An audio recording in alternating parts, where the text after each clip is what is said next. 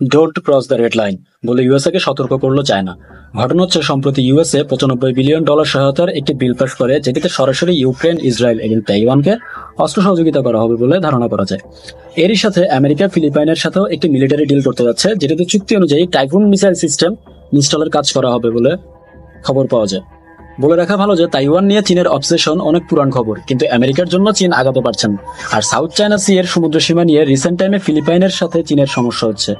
আসলে চীন 9 dash line সিস্টেমে পুরো সাউথ চায়না সি এরই কর্তৃত্ব ক্লেম করে, এবং ফিলিপাইনও এটা মানতে নারাজ। গত কয়েক বছরের মধ্যে ইউরোপের পর মিডল ইস্টের সমস্যা পৃথিবী দেখছে, এবং এখন এই অঞ্চলও ভূ রাজনৈতিকভাবে অস্থিরতা তৈরি হচ্ছে। রিসেন্টলি ফিলিপাইন ভারতের থেকে ব্রাহ্মোস মিসাইল সিস্টেম কিনে, এবং এখন তো আমেরিকার টাইফুন মিসাইল সিস্টেমও ইনস্টল করছে।